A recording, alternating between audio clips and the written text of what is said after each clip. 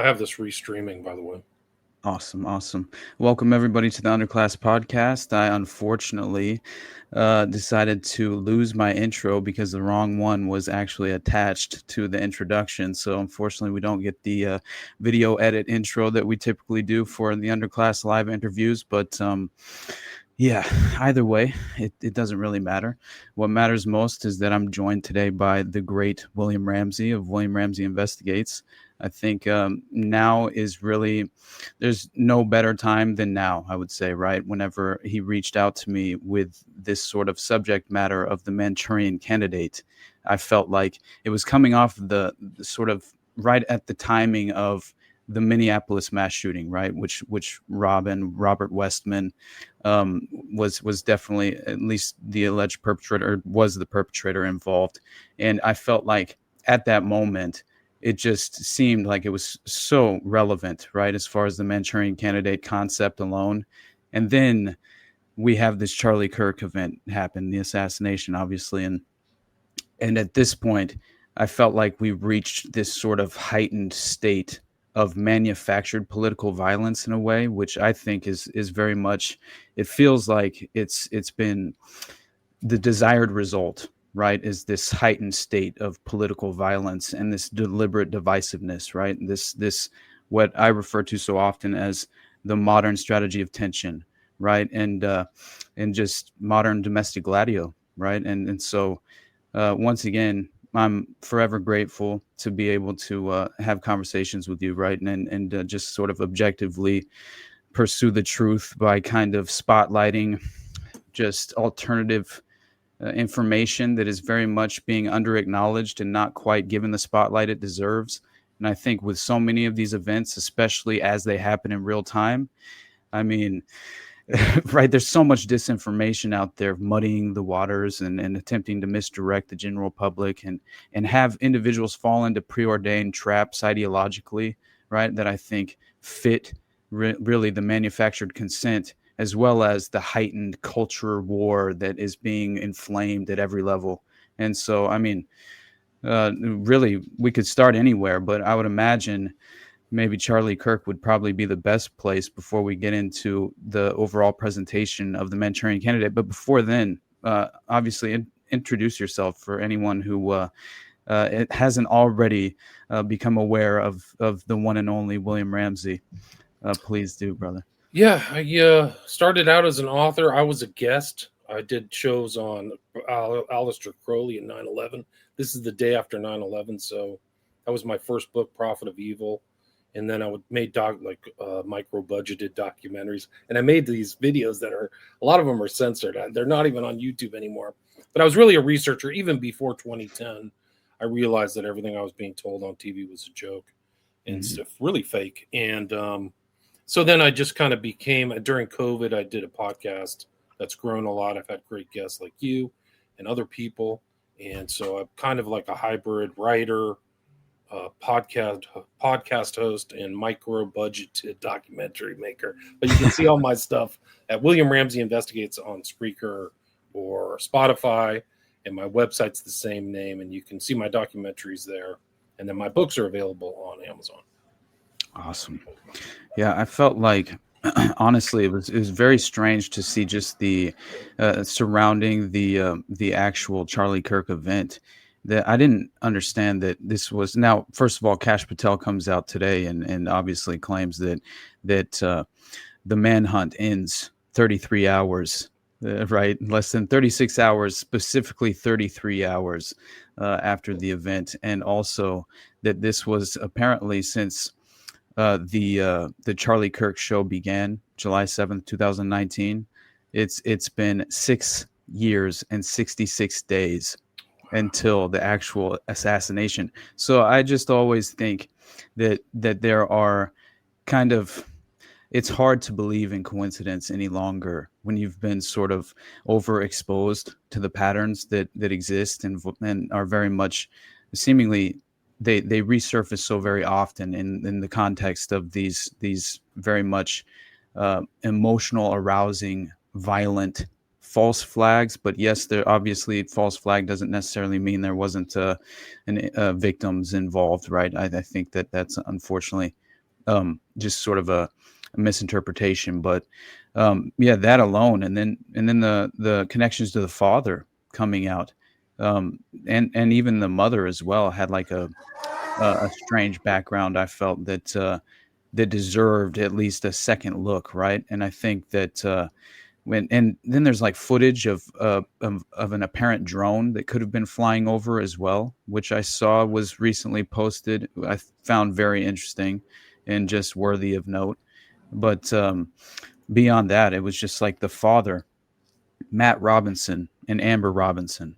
All right, his dad is apparently a 27-year veteran of the Washington County Sheriff's Department in Utah, while his mom is employed by Intermountain Support Coordination Services, a Utah state contracted company that assists disabled individuals in accessing care and support services.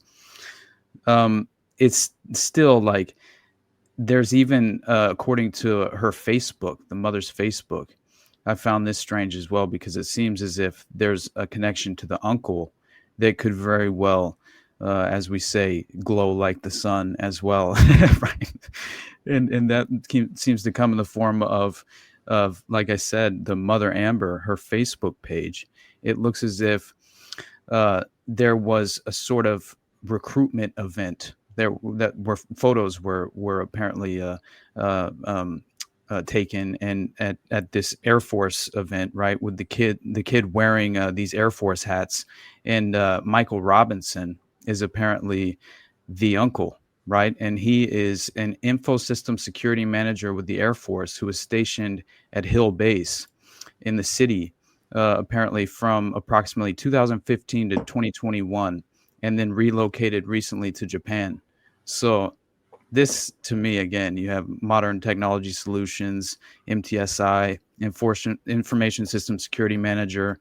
He's a security officer and technology specialist. So I don't know. It just how many times can we see this? It just happened with Westman as well, right, in Minneapolis. But what were your kind of like original thoughts, just knee-jerk reaction to the event itself before even some of the more extraordinary videos began to surface? Yeah, just shocking. Like I didn't think of him as a target. I didn't see him as a sinister or obviously other people did. I was out of the loop, but I didn't think that he would go that way. So it's a great tragedy, and my thoughts go out to his family and his friends. And he was such an important figure to a lot of people. I knew of his presence on social media. He seemed to be very savvy at that, but he had a big company. They generate like $80 million in revenue. Like it's an industry, his Turning Point. But really gruesome. And like this happened after we agreed to this interview. We agreed to this last week, and just crazy things. There was also another one that happened the same day in Colorado, somewhat close to Utah. And the kid's name, I can't remember right now, but the police came out and said he was radicalized online. Yeah. Like, whoa, like what's up with that? So this guy, he was 16-year-old, and I think the guy that they caught now is 22, Robinson. Yeah. But you go back through some of these other guys, and they do glow. Their families glow. Crooks, I've done a show. He had two relatives in the intel defense industry, and Ruth looks like he worked for the State Department, who was the second attempted killer or patsy of Trump. And I mean, we have had so many shooters, like I forget a lot of them. Like I listened to that show you did with Radix on Holmes. Like that was a great show. And that's real personality change too. Like that guy was a very smart guy, high IQ, and something happened to him. And you'll see a lot of these guys undergo this personality change through the internet, which is really scary. So they're not put into a hospital, or, to my knowledge. But there's a really weird selection process and a lot of creepy things going on. And a list of all these, you mentioned Mateen in the pre-show. I'm thinking about that one guy, the Korean guy, who walked into Virginia Tech, I think it was, and shot a lot of people. Mm-hmm. And these numbers, like you mentioned, these numbers, the numerology, and September 11th just passed. There's tons of occult numerology that I show in my book in that event, 11s and 77s. in the Manchurian Candidate, there's a lot of 11s and 77s. And Condon was keyed in. And it's an important book and an important movie that was suppressed. Like, it's gone for 25 years. Literally, it's not reshown, I think, until 97 or 98, under the control and aegis of Frank Sinatra, who was a very close personal friend to JFK. But all that stuff happened, like in the follow-on, right after this movie came out in late 62, is the death of JFK, just a really important event, one of the most important events in American history, like the death of like Lincoln. Yeah. But the death of Lincoln was different in that it happened after all of those events, after the Civil War. What JFK did is like started off a war, literally changed American policy on a dime, like literally a full 180-degree turn from peace to war, and a devastating war for the Vietnamese in Southeast Asia. And for the U.S., really the psychological trauma. And I think that that's kind of like when you mentioned this term strategy of tension and Gladio. Those are important. They're right. I think they're right. I think we've been under a strategy of tension probably since the late 50s. But I like to use the word collective psychic driving, because that's a term that they used in this mind control stuff, psychic driving, Ewan Cameron. Dr. Ewan Cameron, yeah. And I think it's collective. And that goes back to the infamous speech that Dulles gave in 53 before MK Ultra started, which is this brain warfare speech, where he says the purpose of MK Ultra is for collective and individual application. So a lot of people that you talk to, they're like, oh, that guy got tampered with. They were thinking on a much broader cultural level, societal level. And that's why I think that they're very sophisticated, like the psychological operations guys. So they're watching the response to the Kirk assassination. It's not just the assassination, but the effect. And, maximizing stress, maximizing response. Look at all these people talking.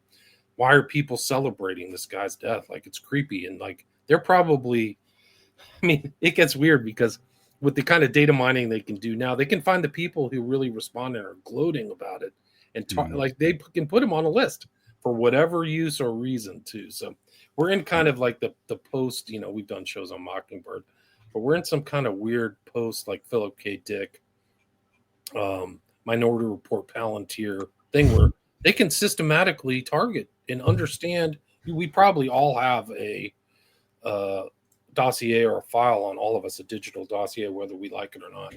And these things are being put in there. So I think the psychological aspects of the tragedy, Charlie Kirk tragedy, are also important. But they're within the context of this film. I think that the film is it's just a remarkable film. It was in the late 90s, it was considered to be in one of the top 100 films in the United States, like the AFI, American Film Institute. So it's up there with like The Godfather and Gone with the Wind.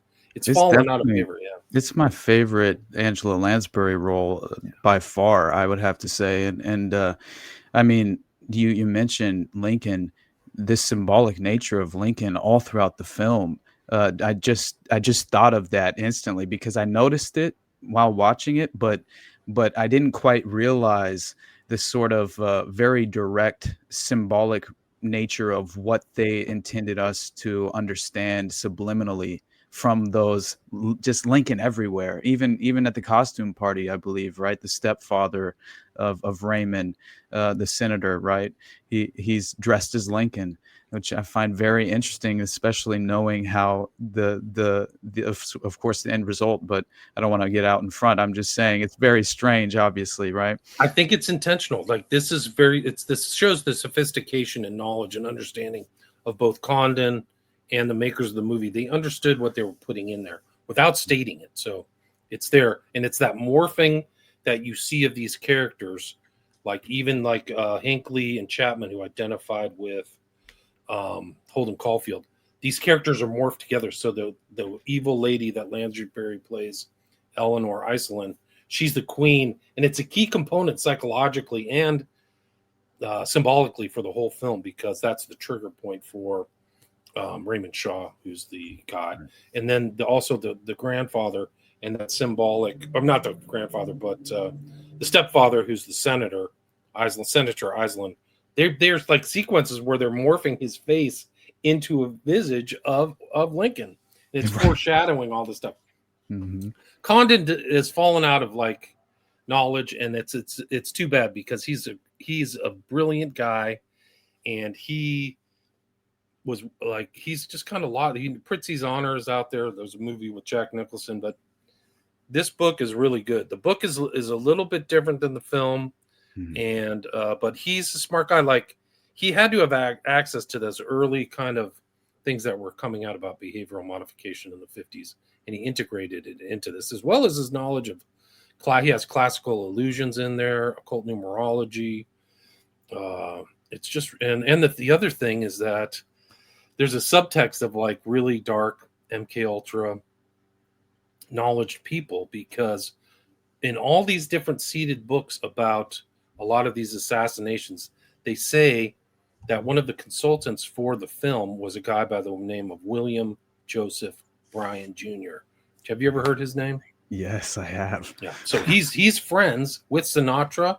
He's friends with Melvin Belli, who goes on to be Jack Ruby's attorney for some strange reason, the defense criminal attorney.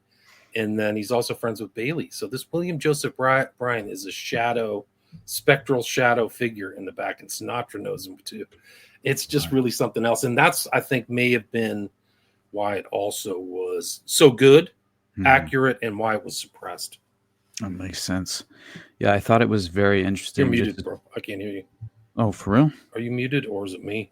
I don't know. Me. I think. Can you hear me? Give me a thumbs up. Yeah, I can hear you. Let me know. Let me know the chat if you can still hear. I've had problems with StreamYard recently. Okay. Well, while William is getting his audio back together, well, you might. Let me see. You guys, let me know in the chat to make sure. What's up, William? Yeah, I think it is you, honestly. But while he can hear us both. Okay. What happens is like if somebody goes through and like brings something up, like the connection drops. It's really crazy. So yeah, I know you're talking. It should. Okay, so Carl can hear me. I guess but I need to hear you. That's the whole thing. Right. Maybe leave and come back. Yeah, I think he just did. All right. So while William is gone, let me add him back. Can you hear me now? No. I'll have to shut down my computer. Okay. All right. So while we're waiting for William to get back, hopefully we can get this technological difficulty resolved. But I did find it very interesting as far as like in the immediate wake of the Charlie Kirk assassination, you have these public representatives like making the rounds, essentially kind of escalating what seems to be what they hope to achieve, right? Which is just this sort of, I believe Jesse Waters on Fox News even called it essentially a war, right? And it very much is the culture war that they're attempting to, I think, just ratchet up in every way. But you even have Anna Paulina Luna, right? She's going on with Benny Johnson, who we all know is one of the usual suspects, obviously, as far as very much being a strategic asset of modern Mockingbird, put into position in the alternative media landscape to misdirect the general public in many ways, especially the conservative aisle. And so once again, I feel like he glows like the sun, like many of them, like the Sean Ryans of the world. And so Anna Paulina Luna, she happens to go on his show and announce legislation directly in the aftermath of this assassination, which is apparently in an attempt to make politically motivated attacks. Let me remain focused to see if William makes it back in the private as well. But still attempting to essentially use this as a pretext, right, to make politically motivated attacks a civil rights violation, and claiming that in the process, she says she's in the process of writing legislation to update the civil rights codes to ensure that if you are committing a hate crime as a result of someone's political ideologies and affiliations, that it should be the same charges as a civil rights violation. This is going to be punitive action, and I'd hope that the person that did this to Charlie gets the electric chair. says Anna Paulina Luna. And yeah, I feel like there's no way that this was accidental, right? This seems very much by design. Can you hear me, William? Awesome. Loud and clear. Loud and clear. Awesome. All right, cool. Go right ahead. I can't remember where we left off, but I was just making the kind of making the additional point that they utilized this Charlie Kirk event to once again, of course, attempt to present legislative action to essentially crack down on what they claimed would be a hate crime that was politically motivated, right? And calling it a civil rights violation, essentially. And I find that very interesting because once again, it sets a pretext in my mind of how they could massage that for their own benefit. And it's always in the dystopian direction in my mind. But Me anyway. too. Maybe they should really put funding towards like kids' activities and music and athletics and art and drama and get these kids away from their computer. Jeez. Like I think almost these recent things, it's always somebody online getting the worst ideas imaginable. That's what they should do is shut down some of these bums. But yeah, I think I was just talking about Condon and William Joseph Bryan, who pops up again in Surian. But the fact that he's involved with this movie and kind of surrounding the JFK assassination, like it's a kind of a lost history that really is true, but it's more accurate, and it's kind of left out of the JFK story, the JFK assassination story. They always mention Dulles and some of these other characters at the CIA, but they don't ever bring in. Like I can't really find one. There's a couple ones. We Were Bamboozled, which is a really interesting book, which we can get to about mind control, and Oswald. But they never bring in the fact that Oswald was in and out of weird things like the main character in Manchurian Candidate. He went like Oswald literally went and defected and came back to the United States and didn't go to jail during the height of the Cold War. I mean, you can't write this stuff. Like how? Like this isn't normal. Like what's going on? Like why didn't he get arrested of setting one foot on the ground in the U.S., especially during that time? But Dulles is the head of the MK Ultra and gets fired by JFK after the Bay of Pigs, and then magically shows up at the head of the Warren Court in the Warren Commission. Like, I mean, come on, you heard that Claudia Mullen claim of being essentially brought in the early 50s by Alan Dulles in the network, essentially to she claimed down in Deer Creek Woods in this remote location, she along with 75 other children were trained in how to sexually pleasure a target individual, and then also how to pull information from them while in the process.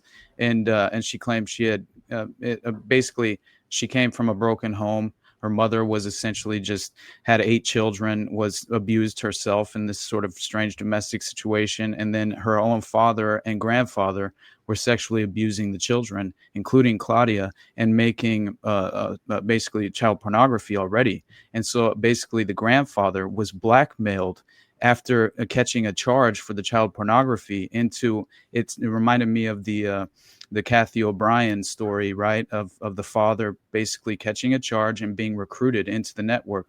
Okay, here's your choice.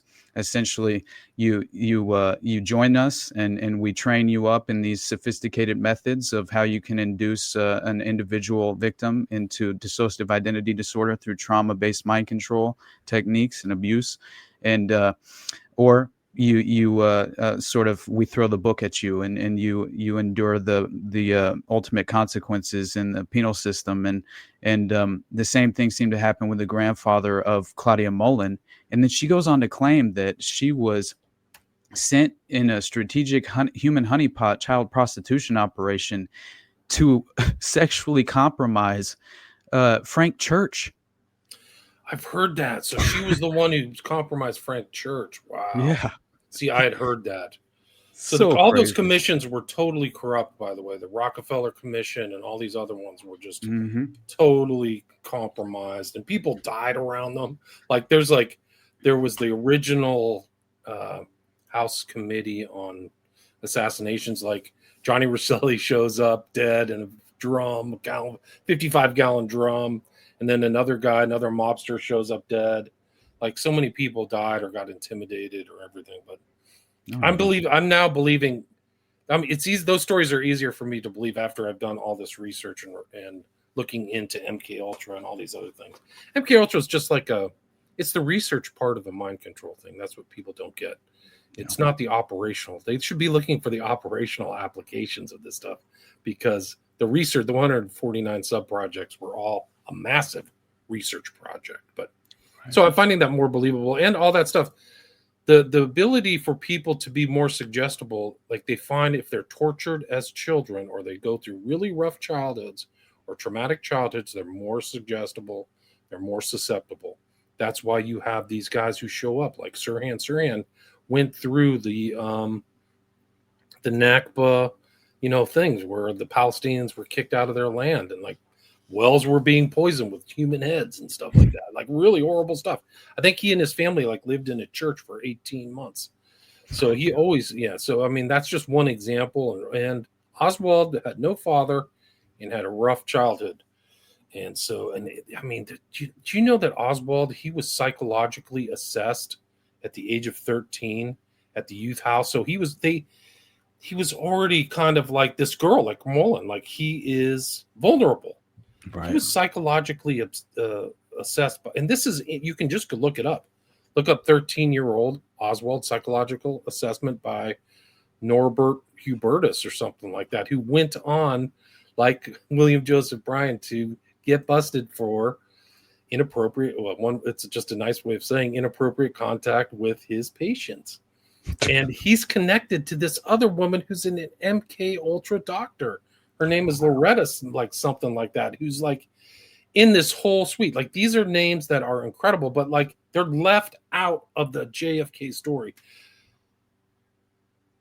Lee Harvey Oswald was special. There was something about him that was definitely, he was taken care of and handled like Raymond Shaw in the movie. So like another talk I've talked about Manchurian Candidate is fiction to fact, because it's really incredible. And we talked about this in the pre-show, but Condon, who wrote the book in 1959, went on to write the intro to, like, there's two seminal books on mind control. One is The Search for the Manchurian Candidate by Marx, and the other one is Operation Mind Control by Bauer. And who's writing the intro? Richard Condon. That's so he's crazy. An expert. Yeah, it is so crazy. It just gets crazier and crazier. So these are, I mean, there's no surprise that this was taken out of public. They could not have people analyzing this. They just couldn't, until after a JFK, because it was too freaking accurate and too much resembled. I mean, the rifles, the putting into place, the changing of the guard. Mm-hmm. One of the interesting things that is unnerving about some of these assassinations is it's not just the assassination, but what happens after. Because MLK, for example, was murdered in 1968, and they had people waiting in the wings to just fill his space who were less dangerous, really. I think MLK became dangerous. He was against the Vietnam War, and they got that other guy who I can't remember, Rainbow Coalition guy, and you just feed him money and some sex-real girls, and he just does what compliant. He was doing that. He was not dangerous. Well, I forgot his name. People in the chat will probably remember it, but so all these people, they are replaced, and that's kind of what's weird about what I've noticed about this Charlie Kirk death is both Ben Shapiro and the Dildo Rabbi have made public statements. I mean, this is so grotesque. Like, Charlie Kirk hasn't been buried yet. They have both said that we're going to go in and fill the space Charlie left. So, like, these are the people who are going to be pro-Israel all the way. Charlie Kirk was questioning Israel. There's no question about it, but I'm not trying to insinuate that they did it, but it is weird that they're coming in right in there. They slid it right in there within 24 hours. And that's what happens with this. They knew JFK is dead, Johnson. They knew RFK, who's the other elected. I think Nixon went on to win, right? So because RFK is gone, they can slide Nixon in 1968, right? Isn't that right? Yeah, I'm pretty sure it was Nixon who took that. Let me make sure. Either way, I looked up the age of 13 Oswald note that you mentioned, and yes, he undergoes a psychological eval after being sent to a juvenile detention center for truancy, allegedly. And the assessment indicated he was emotionally disturbed, exhibiting a personality pattern disturbance with schizoid features and passive-aggressive tendencies, largely attributed to a lack of normal family life and affection from his mother. That's so crazy. That fits the pattern in the playbook. It's Raymond Shaw. Yeah, Raymond it is Shaw, Raymond right? Shaw. You're totally I right. mean, you literally. I mean, this stuff is it's kept out of the JFK assassination. It's so important. All this, he is under, and one of the weird things, and people have made this connection. I did a show with Walter Herbst, Herbsd, really great books. It was before the JFK assassination, all the stuff that led up. Who else is in this area where Oswald is in Manhattan, in New York? Is George Hunter White, who was an ultimate like baller. He was part of the Department of Narcotics and then went to the FBI, but he was involved in Operation Midnight Climax with Gittinger and doing it in New York. And there are elements where he was at the same freaking place that this youth house that Oswald was at. Like, their connections to that place, not to Oswald directly. Right. But Oswald, okay, so like if you watch this movie, Raymond Shaw, who's played by Lawrence Harvey, he's handled, right? So he's deliberately brought to Manchuria to be programmed. Like, he's specifically brought there. Then he's brought back, and then he's to New York. And then his handler, Dr. Yo Len, or I forgot the Asian guy, he goes to New York in a safe house at a medical facility, and they explain it just like it's an MK Ultra medical experiment. They did, man. Like out for Alcoholics Anonymous, they said, right? Like we have a special wing, and you watch these other things, whether it's you in Cameron, Georgetown, Vermont. I mean, just the list goes on. They're normal hospitals with a special wing or whatever. So he's literally. Condon is literally ripping off like literal real world events, like factual events. I recently discovered the fact that Oswald applied for a job at an MK Ultra institution. The Clinton one? It was I believe it was. It was I believe it was called East Louisiana State University or Hospital. I mean, East Louisiana State Hospital. It was in Jackson, Louisiana.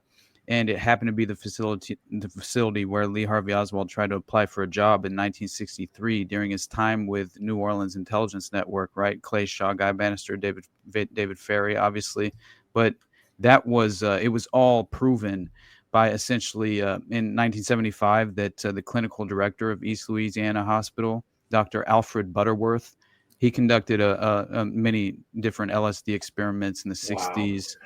And he was claiming that Marx revealed that Sandoz Chemical would provide the LSD directly to this facility, East Louisiana State Hospital, free of charge to MK Ultra researchers. And Butterworth admitted that he received his LSD directly from Sandoz for free. And in fact, while at Fort Detrick, it was Butterworth who worked with the infamous Dr. Sidney Gottlieb. Right. You can't write this stuff, dude. No, Look at this book, Tripped. You got to get this book. It's really good because it talks about CIA, LSD, and Nazi Germany. So it all came out of there, Hoffman and all that stuff. That information is so incredible, dude, because that's one of the key for people who don't know the kind of intricacies of Garrison's investigation. He was trying to make, you just talked about that nexus, but you got to remember, this is in the late 60s. He's trying to prove that Oswald's connected to Ferry's connected to Shaw's connected to what's the other guy's name? Who's the FBI guy down there? In the scene of JFK where they're fighting right at the beginning. Anyway, somebody in the chat. Oh yeah. I think you just mentioned his name. Anyway, Guy Bannister. Thank you. Bannister with an interesting background, FBI, UFO background, member of the International Jesters. Clay Shaw's rumored to be a Knight of Malta, like Dulles, and like Galen, and like Alexander Haig too. Haig, all these guys. They're all around. They always leave out the Knight of Malta thing. What people don't know about Shaw, he was a war hero. He was the aide-de-camp to General Thrasher.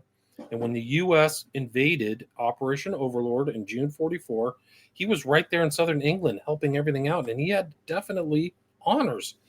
He's portrayed differently in the JFK film, but he really was a military hero. Like a lot of these guys, they were all bonded in World War II.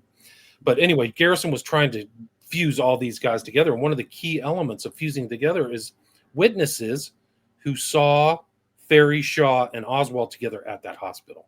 So they're like, I could have swore these guys were together at this hospital. And that's really important. And if you look at some of these other assassins, whether it's Chapman or Sirhan, and some of the other, in and out of the hospital all the time. Sirhan is in and out of the hospital almost on a monthly basis. It's very weird. And Chapman worked going to the dentist, right? Whatever. Yeah, be careful. And also, Oswald's in and out. He's at Atsugi. You talked about these LSD experiments. We know they were doing LSD experiments there because some of these FOI documents showed that none other than Dulles, after Olson got defenestrated, got kicked out of a window and died in 1953, Dulles wrote documents to say halt all LSD testing, and one of those documents went directly to Atsugi. So, no. Yeah. So they were doing it in 1953 before Oswald showed up there. And Oswald was weird. Like he was like, Atsugi, for people who don't know, it's basically suburban Tokyo. He was like dating high-end hookers and had extra money and acting strange. And then he had a suicide attempt. He ended up in the hospital. Right. Then he leaves and he goes to the Soviet Union. And all these recent documents showed that he's in contact with CIA attachés in the Soviet Union. Yeah. And he's in the hospital there as well. He's in Minsk. Yeah, I believe they claimed he was on an intelligence dangle for the U-2 spy plane that was apparently following him. Or maybe it was he was going everywhere the spy plane was going, or the spy plane was following basically the same path that Oswald was following while he was in what is claimed to have been the fake defector program after his time in Atsugi. And essentially, what did they even say? That they tried to reference some that he fired off his weapon during a patrol or something, and that was one of the sort of sheep dipping mechanisms, I think, as far as just the descriptive details that would provide individuals with this sort of a path that was plausible enough for them to buy this as a true, betrayal and defection from the armed forces in some honest, right, sort of communist sort of way, right? Which obviously, what's the name of the stepfather in the Manchurian Candidate, the senator who's fully controlled by the mother? Yeah, Iceland. He's so clearly seems to be this reflection of McCarthy, right? Doesn't it seem that way? No, that's absolutely. Condon intended that. Mm-hmm. Condon intended that to be McCarthy and intended the mother to be none other than Roy Cohn. God, no way. He writes it right at the intro of Manchurian Candidate.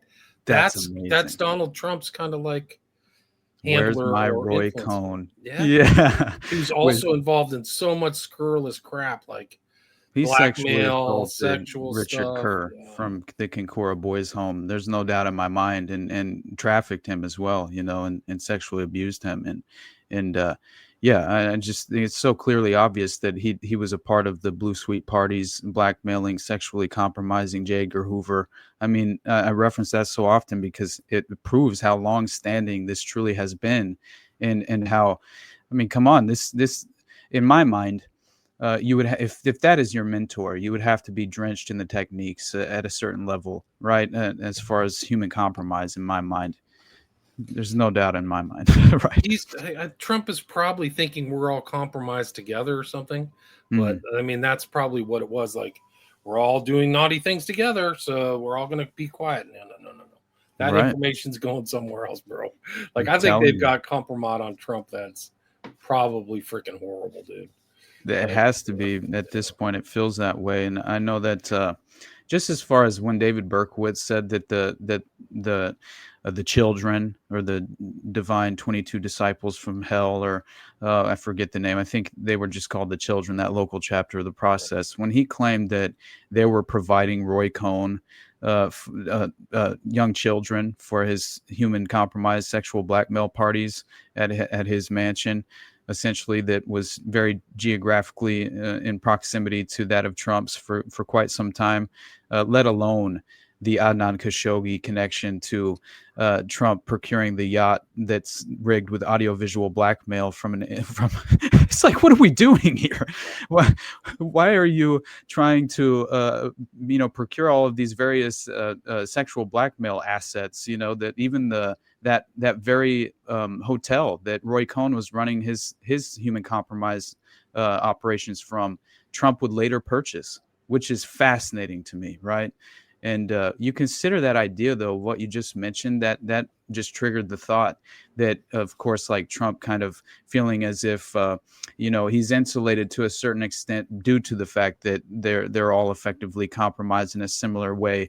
But yet, here's the interesting part, because clearly for public perception purposes only, you would want to leverage this in some sort of political football, right, ideological way, where I just saw a report just coming off the back just before the Charlie Kirk assassination and coming off of the back of the recent Epstein disclosures, like the birthday book and some of the more interesting aspects of what was exposed through that, although it was heavily redacted, clearly.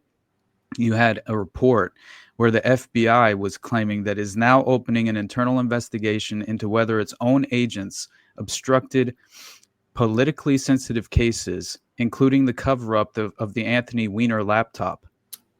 And I thought, there you go. All you hit, if they attempted to at least kind of control that release in terms of control the transparency or the narrative involved, right, and for a political partisan way, right, and strategically, then yeah, of course you would want to utilize that scandal in a way to remind everyone, oh, don't you remember Hillary Clinton and Uma Abedin are just as much pedophilic, as sinister perpetrators as I am, which is kind of like a deflectionary measure, but it seems like it's possible. That's the only reason that I'm considering it.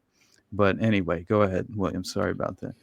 Nothing. I mean, it's just crazy that Cohn is brought up in Manchurian Candidate, and it makes sense. Like, she's perceived as one of the great villains of movie history. Right. And it's also interesting, she got her start, Angela Lansbury, in the film Gaslighting, which is how we get the term gaslighting, because gaslighting is everywhere today. Is like that true? I did not know that. Yeah, she was in the film Gaslight. She was the maid in Gaslight. Wow. So, and she's a legend. I mean, really interesting, but yeah. And in the book, there's incest too. So she's being raped by her dad from when she was 10 to 16. And the insinuation is that Raymond Shaw is the offspring of her and her dad. And then he goes and kills his mom, right? So It's really dark. And then in the book, when at the very scene where she's programming him for the big kill, and she comes in the kiss in the book, they do the dirty deed. And so, oh my God. Yeah. So then Raymond Shaw's having these memories of having sex with his mom. So he's actually kind of a mind-controlled sex slave for his mom. It's really absolutely dark. Super duper dark. Yeah, that's the sort of pedophile dynastic family component, as far as like how much of this is generational abuse that's kind of recycled. Like I found that same structured outcome in terms of Regina Louf. Her grandmother was running a brothel in Nazi Germany for officers and for enlisted men. And then once it's sort of shut down post-war, she just escapes and essentially resets up a new network with the brothels intact in Belgium, basically. And it seems as if this is a par for the course. And another reason why I definitely took seriously the notion that what Kerry Thornley claimed about Oswald, where he says that they were brothers in this sort of Nazi breeding experiment. I always found that very strange and interesting, but considering the monarch mind control aspect of having access to vulnerable children who have no real protectors or guardians, and clearly, seemingly, many of them are sociopathic in nature. That was Regina Louf's grandmother was sexually abusing her and forcing her to sexually pleasure her. So it seems like it's par for the course in terms of the enterprise of the pedophile underworld. We've talked about that, man. It's networked. Like, it's crazy. And Condon kind of keyed into that. I think he really keyed into that. He was a genius. I mean, this book is really incredible. The stuff he put in. He knew all the secretive Illuminati, occult numerology, and I think he correlated with this kind of hypnotic induction thing, and he's like implying that it's an act of magic, So like I think that's really what his implication is. So, and also his classical illusions. So he goes. There's one sequence where Marco, who's played by Sinatra, and Shaw, who's played by Lawrence Harvey, they're talking, and he mentions this thing, the Greek myth about Orestes and his mother Clytemnestra. Orestes avenges the murder of his dad Agamemnon by killing his mother, and so he like literally puts in a classical illusion, foreshadowing what's going to happen at the end. My God, yeah, that's really crazy. And at the end, by the way, another interesting thing is that they decide to dress up Raymond Shaw as a priest. And then Ferry is a defrocked priest. And so is William Joseph Bryan. And they're both members of this weird offshoot of priest class called like the Orthodox Catholic Church, which is not like a standard church. It's a bunch of guys like LARPing as priests. Exactly. But it's something that it's something in the Catholic mindset, I think, that if you like obtaining the priesthood is an object. And so if you're not able to do that, you kind of like, this is the end way around, like a fake lawyer or a fake, intelligence guy or something. But and then get this, then there are people who like witnessed Oswald and they were all taken care of. They were all greased. There was like a hit list of so many people who died after November 22nd, 1963. One of the guys he tells his wife, there's some guy in a priest outfit trying to follow me. He's out there. I don't know what's going on. No. Oh my God. That's a real story. And one of the interesting things about Ferry, who Garrison said, I think Garrison didn't mince words. He said he was one of the most important people who ever lived. Wow. That was Garrison's opinion of Ferry. And Ferry he was investigated by the FBI and let go after the assassination. Yeah. And they said there's like the records of the FBI investigation on Ferry exist. And they said he was just laughing and glib, like he knew he wasn't going to get busted. And think about what he did for 4 years before Garrison keyed into him, right? Like, what the heck is Ferry doing after the assassination? We know Ferry's like whereabouts. He's connected to Marcello, right? So he was in court with Marcello, I think, on the day of the assassination. Then he disappears, and he's seen at like some skating rink in Houston or something.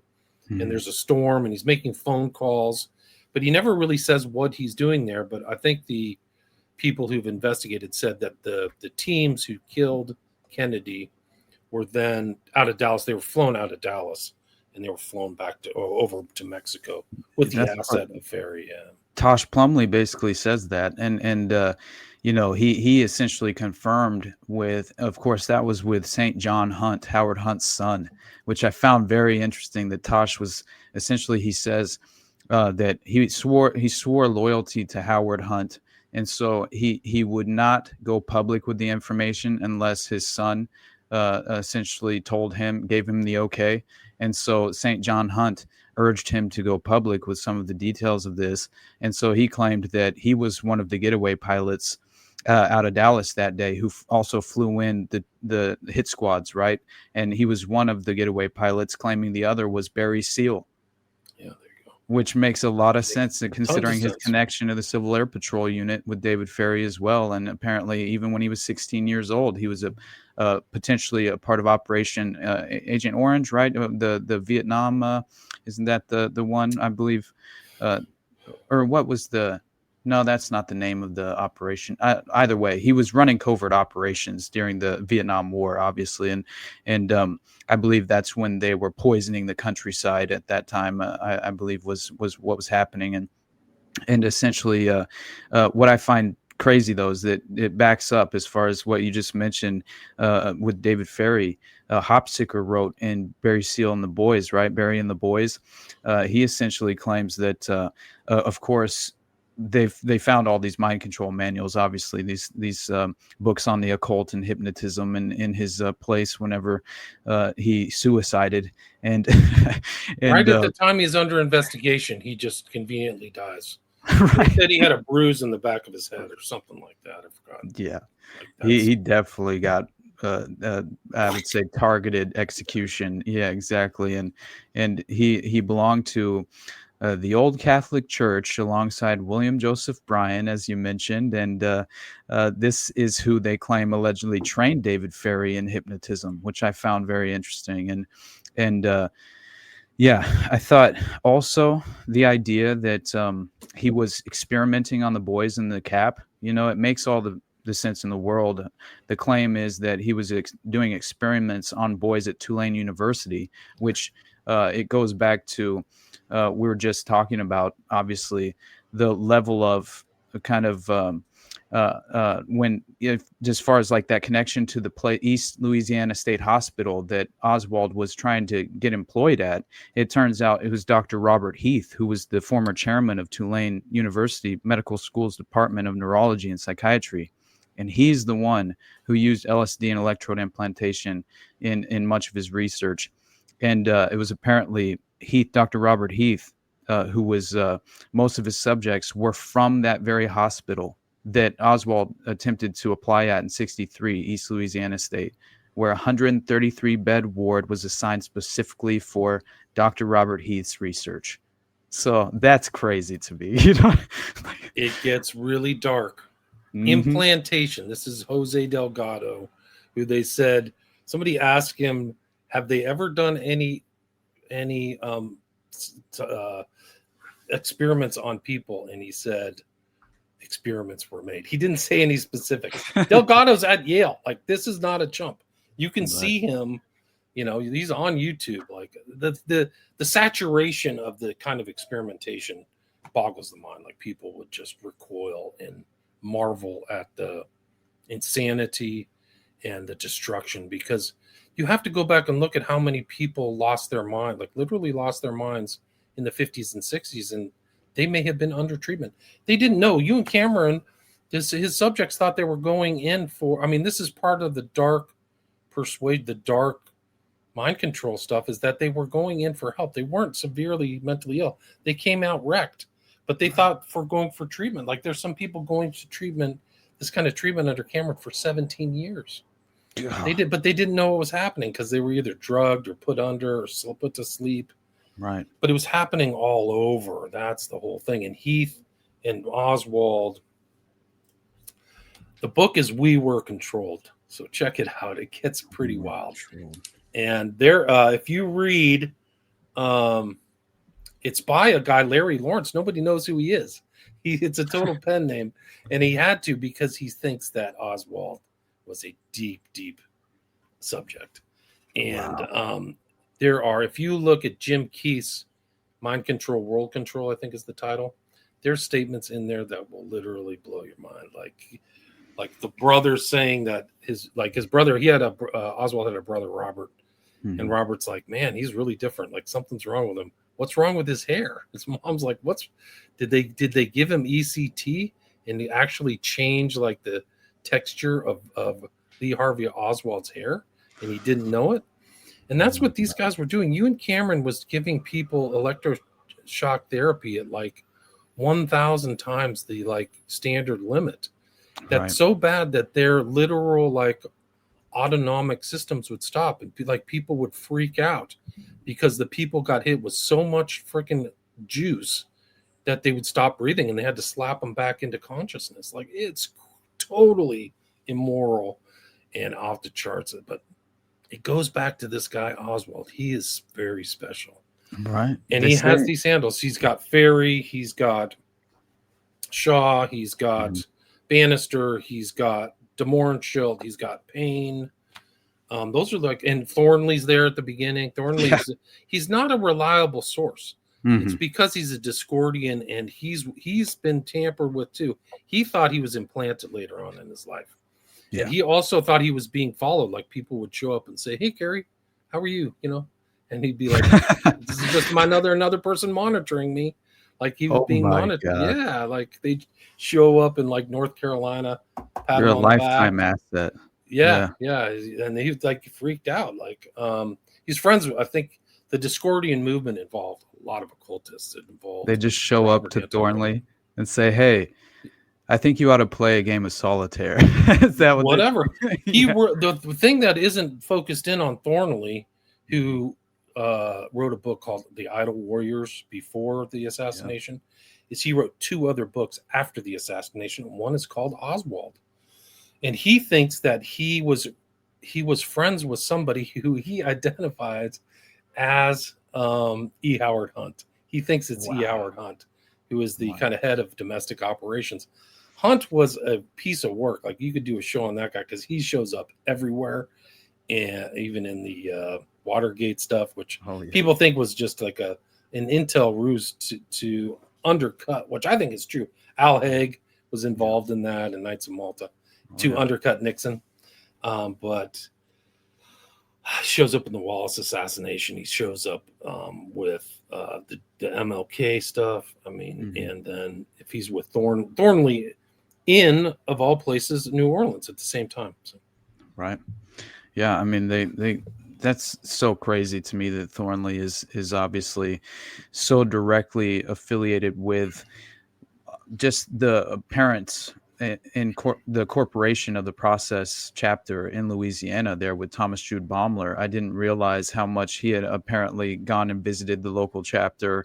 And so it just, again, it kind of like, to me, it at least the implication there was that it was very much a part of this strategic designed occultism that it seems to be very much layered into many of these, just as far as like the sacrificial nature. It seems like it's an occult ritual at some level, and that's why I mentioned the sort of strange symbolic attachments to the Charlie Kirk assassination at the beginning, because I always feel like there's a level of it that you can always seem to, at the very least, you spot the pattern, and it typically happens the more the event is emotionally arousing, right? As far as like it definitely provokes that sort of over emotional reaction. And I think that that's another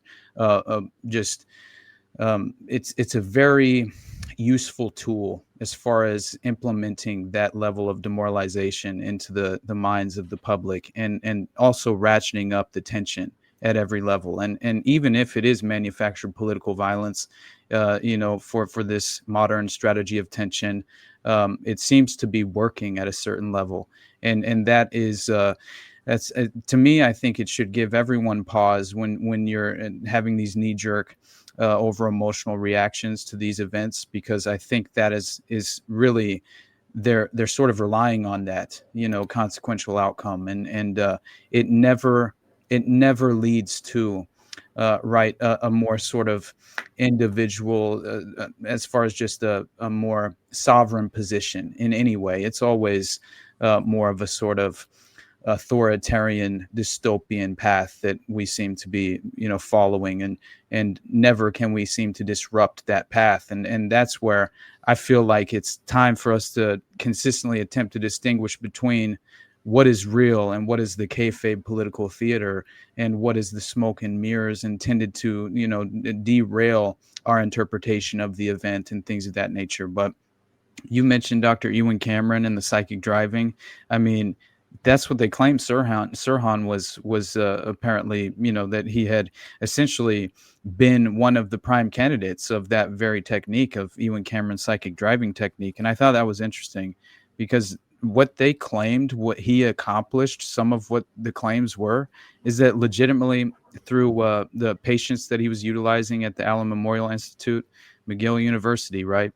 They're coming in for, like you mentioned earlier, these very just average depression, postpartum depression, exactly. Anxiety disorders, alcohol, exactly. alcoholism. And then they're subjected to this driving technique and placed into drug-induced comas for weeks at a time. Some of them, there were reports showing his victims forgetting their parents and thinking their interrogators were their parents. And I always found that so fascinating that, you could, one of the explanations for one of the patient victims that had endured much of the Montreal experiments and the psychic driving technique, she had been, her entire adult personality was fractured and sort of destroyed, and she had to recreate over years, consecutive years. She had to sort of recreate and restructure an adult personality because she had been psychically driven down to that very young age psychologically, which again, like the Regina Loufs of the world, it sounds like they can attach an age and even like a sort of some of the altars not only were stuck in a certain age bracket, but they also seem to, some of them would even have accents or something to that effect applied to their altar within the concept of the dissociative identity disorder and the fracturing of the neural pathways. It's fascinating to me that you could recreate, identities in the fractured subconscious mind, right? It's amazing. The amnesia is a very important component. So these people were tested on, but they don't remember it. Something's different about them. So they've gone through a behavioral modification. And some people's, the treatment was so bad that they had to be trained like infants again to use the toilet and stuff. Like it was horrible. So, I mean, this guy went on for a long time, and he was fortunate to die of a heart attack before he could ever get busted. But the kind of stuff that he did, I mean, there was a major outlays of funds, and it really shocks the conscience what they were doing all over the country, really. I mean, so the wreckage is all over the place. And the MK element about the JFK assassination is focused on by some people, but it's not emphasized enough. Like literally, the thing about Ruth Paine, a lot of people don't know, is that she was from a rich family, Eastern family. She goes to Irving for some reason. But before World War II, one of her best friends was a woman by the name of Mary Bancroft. And they traveled Europe together. They were having fun. They were, carousing and doing all kinds of stuff. They separated. Paine comes back to the States. Mary Bancroft goes and gets a job. She's multilingual. She gets a job with none other than Alan Dulles. She literally becomes Alan Dulles' secretary and liaison to the conspirators who were trying to kill Hitler. And she wrote an autobiography. It's called The Autobiography of a Spy, and she tells her whole story about her and Ruth Paine and Dulles. And then all of a sudden, Paine shows up, this person who's literally 2 degrees of separation from Alan Dulles. Paine shows up to become the handler of Oswald and get him the job at the school depository, and lived with Marina and the mom, and they found a rifle there. So like even this most recent shooting with Charlie Kirk is like, where's the rifle? Like, you found a rifle. People have been found with a rifle. There's a guy with a pellet gun. Like all of a sudden, Ruth Paine is an essential character in the whole Oswald's crazy story. Oswald did it, right? So she is a central component, and she just died, and she took a lot of stuff to her grave. But that her house is still there as a museum, and it shows the totality and the potency of how they can create almost like a staged event, like the 6-4 depository and her house are like Wizard of Oz faked environments. Like they're all full of shit crap. They're just, her story's baloney.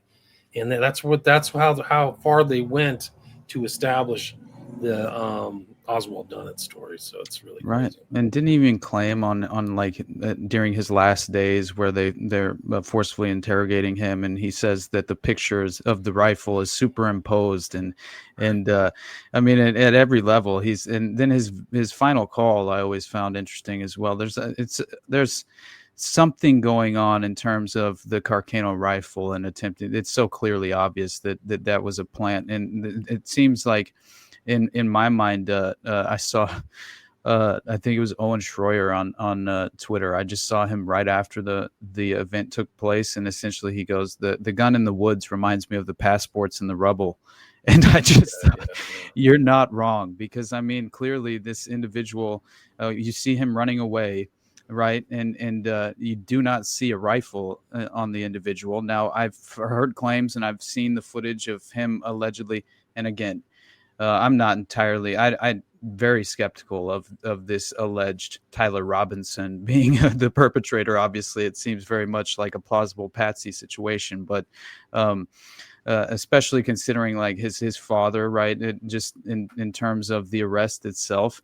I mentioned the crazy connections, but then CNN reported that this suspect confessed to his father, and then his father told the authorities that he had secured his son until they could arrive to pick him up.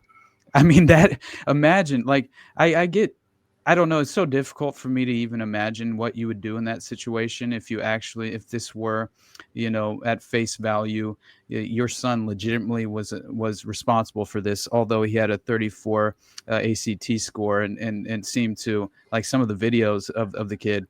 Yeah, he could have been radicalized that quickly at university. It's possible. Obviously, there's this sort of mind virus that's going around, but at the same time, I mean, it's a little bit hard to kind of accept as far as just the overall details that are coming out. And then I saw Ben Shapiro. I don't know if this is legitimate, but I saw that he just took over Turning Point USA. Right?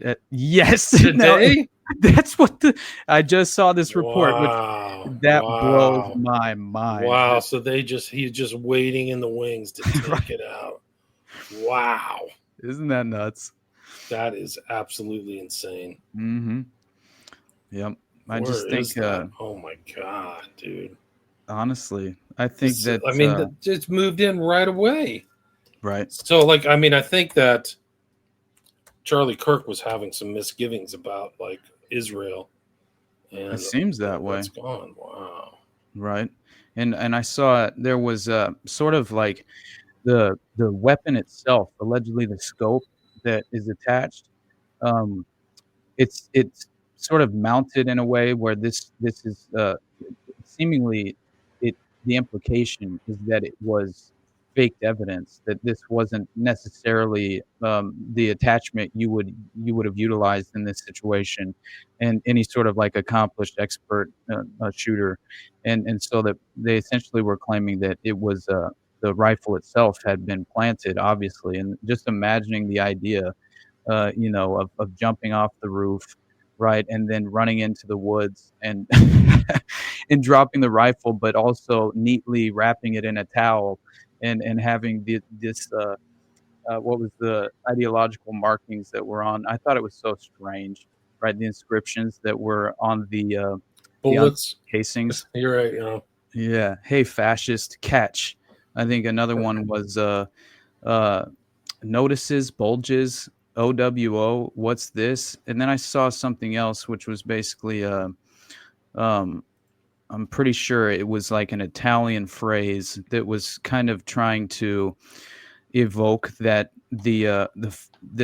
let me find it, because Bella Ciao, that was it. Bella Ciao. It was apparently a reference to an Italian anti-fascist anthem, which at first when I saw this come out, I really considered that, okay, slow your roll, like don't accept this immediately as being the case, because there's clearly an effort being as far as an ongoing effort to kind of plant this ideologically driven motive, and attach that very firmly on, and obviously seeing this rise in trans violence, right? but again, also I had seen originally there was the New York Times had kind of covered or the Washington Times, actually, the Washington Times and the Washington Street Journal as well. They both sort of covered this and basically claimed that it appeared to be engraved with statements expressing transgender anti-fascist ideology. But then you had an alleged ATF representative who is an official and directly acknowledged that this investigation, he cautioned that the report had not been verified by ATF analysts and did not match other summaries of the evidence and might turn out to have been misread or misinterpreted. But then we have today's announcement where they gave the detailed inscriptions that were on. You see, it's like this, like very attempted kind of, you're having the waters strategically muddied in my mind in order for us to not have this clear view of what is taking place, but also have the individuals who are at that lower frequency just kind of what appeals to them more than anything is the clickbait headlines and And so effectively, all you would have to do is claim that no, this, at least it. I was thinking you could at the beginning, before it came out and was reconfirmed. Allegedly, it's the markings are on the misfired casings or unfired casings. I still thought, well, this could be a very strategic way to obviously attach that transgender radical progressive ideology to this violent event. But then when the new information comes out, it could just as easily be the exact opposite, right? And the attempt could be to provide that very ideological group the sort of justification necessary to say, well, they claimed that there's also claims from the officials that this could have been false, right? As far as a false narrative regarding the ideology being represented. I just thought it was interesting, once again, keep your head on a swivel, right? Well, it's all politicized, so who knows what's going on. But I think this is a huge event. Charlie Kirk's passing and his assassination will be like, I think if you wanted to really define two different sides and make sure they're stopping talking, you would shoot Charlie Kirk. That's the only reason why, because he wasn't a threat. They called him a racist and a fascist, which isn't right. He's hanging out with Kansas Owens all the time. And he was actually crossing racial boundaries, like in a very kind of assertive way. So it's not fair. The left kind of, I don't know if it's the same as the right, but this kind of weird labeling thing, like fascist and racist, is just like, if you don't like somebody, call them a name. But it's weird. But I think that if you wanted to stop people talking and like really solidify the sides, that just happened. So I think that'll be like, people will be like, well, I don't want to talk with you. You're going to try to kill me. Exactly. Tell you a thing. I'm not going to go out in the public forum and discuss anything. I don't like your ideas. Right. And a lot of these guys on the left are like subject of really weaponized psychology. There's no other way to look at it. I think it's like a weaponized mind control. Yeah, they're like detached from reality. It's not a real thing. Like, these are really your enemies, or these guys with like just freedom of speech type stuff. Wow, man, you got a lot of bigger enemies. Your government screwing you over, turning your money into worthless confetti, giving your jobs out to HB1 people, selling you out left, right, and center, poisoning you. Right. You're not sovereign, watching you, and that's who you're worried about? You're insane, bro. You are one dumb. nation under mind control at this point. Yeah. And I also saw just kind of like, I had noticed whenever I see individuals that I grew up with, or whatever the case may be, that fall very specifically onto certain sides of the political aisle, and just seeing the propaganda being parroted. One of them was basically, gun violence doesn't care about your ideology, was one of the sort of propagandistic tools being leveraged and exploited in the moment from the more leftist the side of the spectrum, and it's either that, or it's this heightened political violence attached to the transgender LGBTQ plus community, right? And so it typically fits one side of that political agenda and typically it always seems to reinforce that mind virus on each side of the spectrum, I believe. And in reality, I mean, what was your thought when not only the individuals next to Charlie just before the shot happened, who are doing all these strange baseball signs, right? And then like this weird arm thing, right, like the guy in the whites, like does something with his hat, and then those are actually sniper signals as well. Those are also the same thing sniper signals use. Like, the shot's good. Like exactly. You can go look at it. It's crazy. And it's, I don't know. Right after, right? When you see, like, I think you can put Kirk in the same thing as James O'Keefe and that whole Veritas thing that he had. Yeah. He was infiltrated. Something very profound happened to him. He was clearly shaking the tree. He was actually doing real journalism, and it was about big pharma, and like, that's how you destroy from the inside. Like, you get infiltrated, and other people come in, and you don't realize it. They went after him for his use of like black Ubers or something like that. It was a cost, but for the amount of money he was generating and stuff, he's a CEO. Like, I think that it was absurd. Like, you're supposed to drive around in a freaking, like, the guy is important. Like, he's the head of a huge organization that brings in millions of dollars a year. So that's what it collapsed from the inside like an Intel op. So, I mean, that's the weird thing about this Charlie Kirk thing. This is speculation, but like, what's this guy Zen doing? Shoot me, and being an obvious distraction. It's an obvious distraction. What's he doing there? That connotes that there's pre-planning and there's more than one. It's not a lone nut. Like, he's obviously drawing away attention after the event. So and the thing is, it just come to mind the same thing happened during the JFK assassination, and it's in the JFK movie by Oliver Stone. An epileptic guy, like an hour before the shooting, gets out in the middle of the street and rolls around, and all the cops and all the paramedics come there and pick him up and take him away, and then he disappears. He never goes into the hospital. So it's like a full-on Intel thing.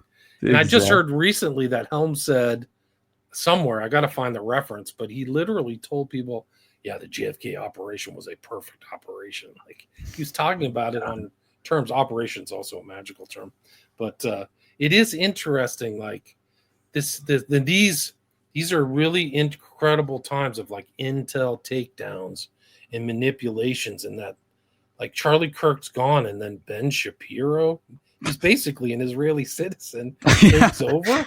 Like, whoa, people should really be careful. Like, people really need to be careful. Like, this is bad. Like, it is. This is real. I mean, it's a really horrible situation with what just happened. And the timing too of the shots. You saw that angle, right? Great. Oh, damn it. Let's try this. Sounds good. So William lost my audio again, guys, but don't worry. I think it's got to be my computer. It makes sense. But I for now, until he gets this fixed, or we decide to call it quits, I'll show you guys a video real quick, because I thought this was very strange. And again, it's the timing of it, and it feels like, to me, there's no way that this is coincidental, but it feels like strategic, precise in terms of the timing itself.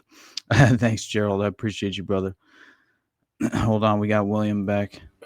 Can you hear me now? I can hear you. Can you hear me? I guess I won't say that name anymore. My final thing I could hear you is, he's basically an Israeli citizen. Right. Yeah, man. Maybe we're treading on thin ice at this moment. Who knows? But I wouldn't at all be surprised. It's just really dangerous days. Like, imagine that you get shot for having freedom of speech. Like, that's what he was doing. Exactly. Like, it's really crazy. Let's play these Illuminati numbers. You'll get a kick out of these. Okay, definitely. If you could bring up that video.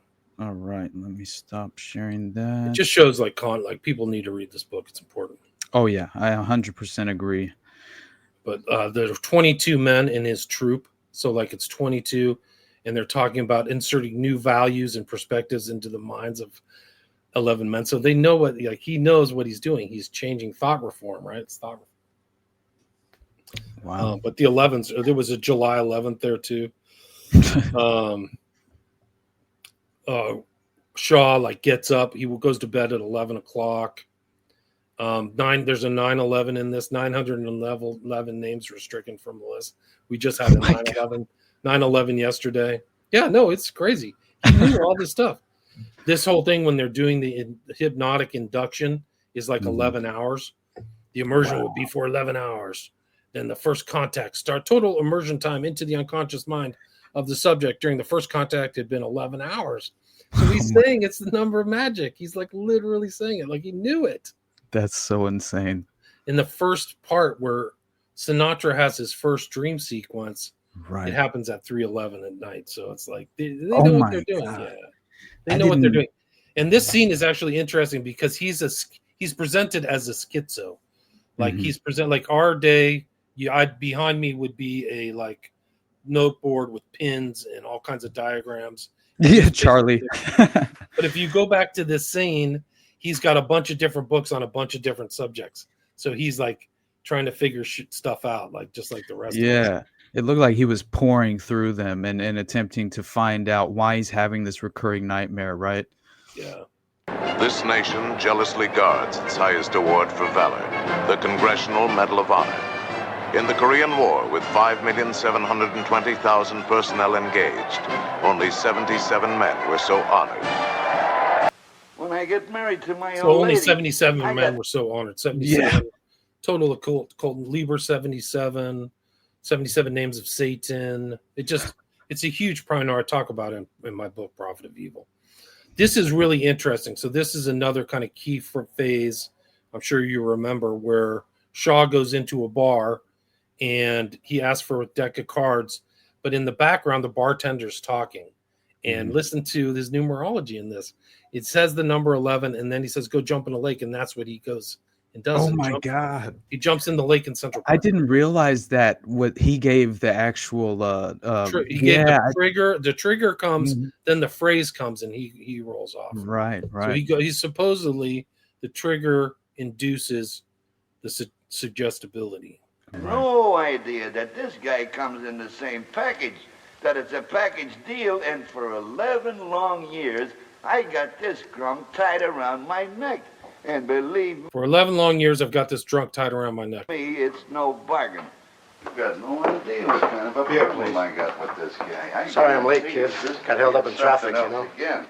So I says to him, please do me a favor, will you? Why don't you go and take yourself a cab and go up to Central Park and go jump in the lake?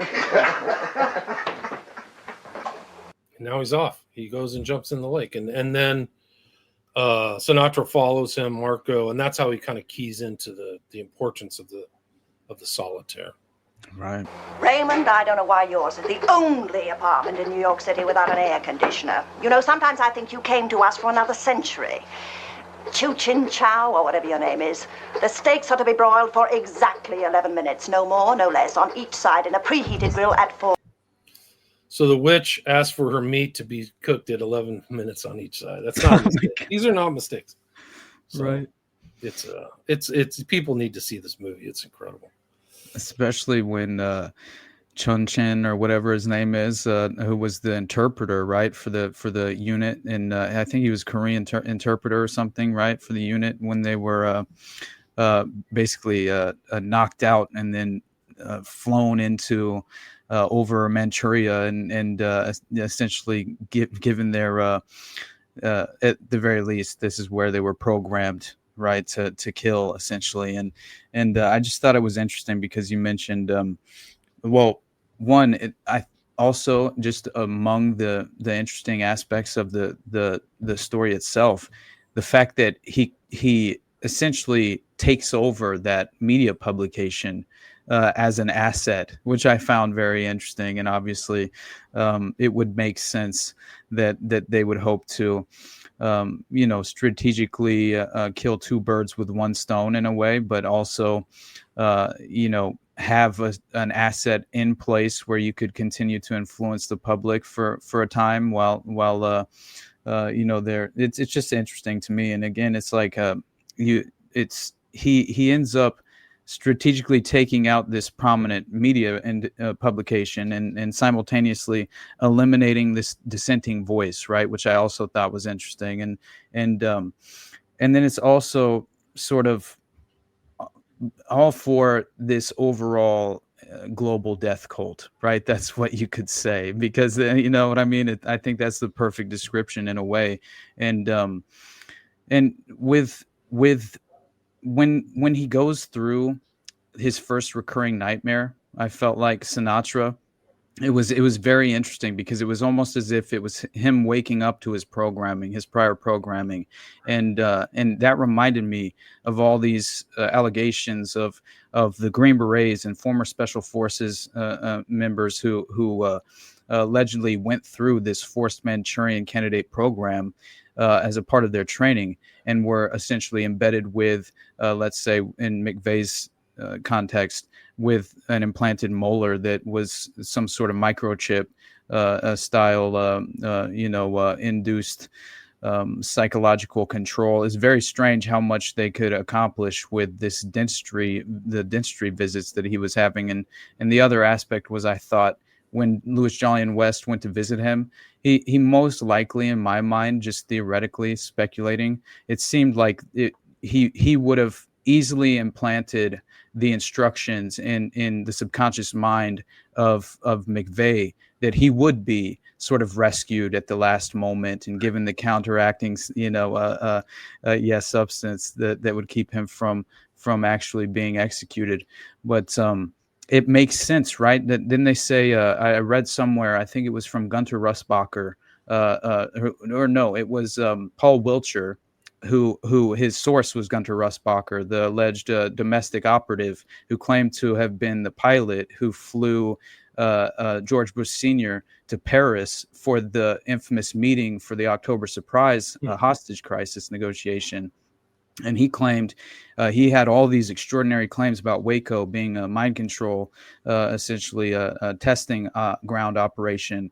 And it's very strange when you kind of listen to what they claim happened, because they even suggest that Randy Weaver was waking up to his prior programming and that the person responsible for him sort of waking up was Vicky. And that was why she was a priority target whenever they went to Ruby Ridge, which, if you listen to what's his name, the individual hostage negotiator that went up there.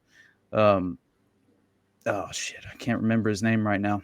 Bo Gritz, that's his name. Bo Gritz. Yeah, he claimed he saw at Camp Vicky, right, the operational, which is ridiculous that they named it that in the first place, with the tanks and everything. It looked like a military, headquarters, essentially, field, or at least some sort of base of operations. But Bo Gritz claims to have seen the intelligence that claimed Vicky was the priority target, right? Because, of course, he only claimed because she was sort of the, head of the family and had the most influence. And so they preferred to take her out. And then they thought that Randy would somehow be more willing to negotiate, which is a weird strategy if you consider. I don't know, if you killed my wife, I think I'd be far less willing to negotiate. Yeah, I don't know. Right. Anyway. Yeah. Strange days, man. It's all strange. I know, man. There's so much we could continue to weave in and out of this storyline. And obviously, just recently, right, that you had mentioned privately that Charlotte train stabber mentioning mind control as well. Which it's just never. He said he had materials in his body. My God. Literally said, I have materials. What's his name? It's DeCarlos Brown. But, he made, I think one of the stratagems these days is you claim schizophrenia and then you can get, you can get away with it. So I think to some of these people, but I can play that video. I've got it right here. Let's see it. Let's get rid of this. Is it that one? No, that's I got the DeCarlos Brown one right here. Okay.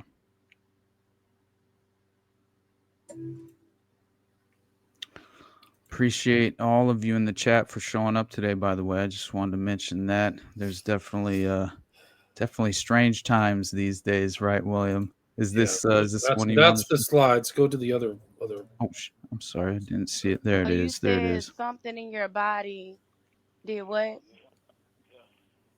Nah, the material, put it like this, the material using my body to stab the lady. So the material in his body is stabbed the lady. And so she just got stabbed. Yeah.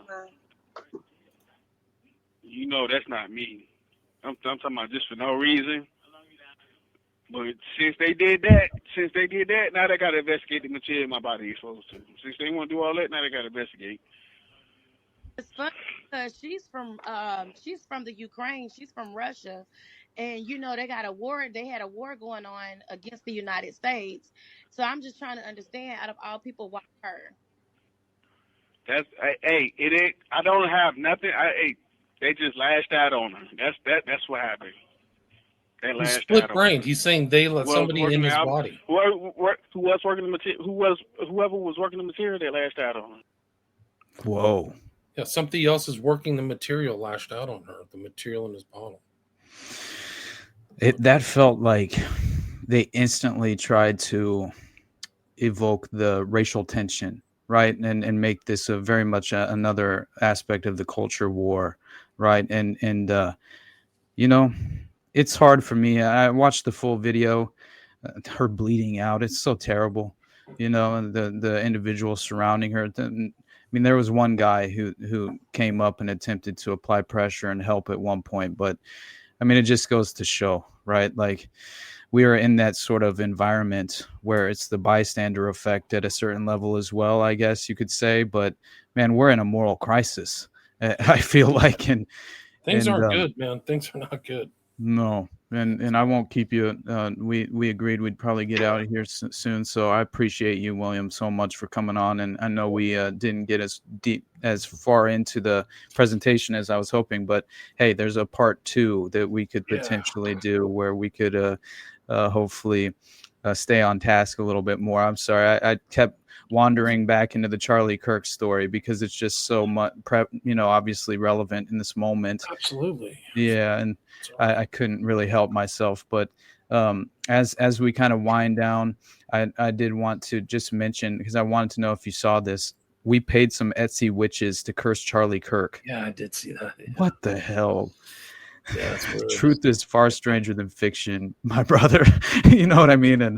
And I'm telling you right now, what gives me hope and it inspires me to continue on this path is conversations like this and interactions with people like you. So I just want to tell you, you already know how much you've inspired me and how much I admire you and your work for so long. So I have to reiterate, only because I do very much feel forever grateful for these opportunities. And so I can't thank you enough, brother. And everyone, go support William. Do you have anything else you'd like to say before we get out of here? Check out my podcast. I got a lot of stuff. This new MK Ultra case nobody seems to want to cover. Probably the most important mind control case I've seen. I've read a lot of documents. It's called, it's about the Montreal experiments, Ewan Cameron. It's called Tanny versus Victoria Hospital and McGill University. And it's a mind blower. It's really just a historical overview of everything they were doing from the 30s, guys. It's before even 1953. So check that out. I read it into the record, 3 things.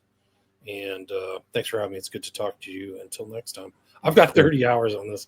We barely scratched the surface. I know. Sounds good. Well, we'll definitely get a part 2 on the schedule here soon. And thank you again, William. All right, appreciate peace. you as always. Have Peace. a good one, brother. I appreciate you as well. Take care. Peace. Later on. All right, guys.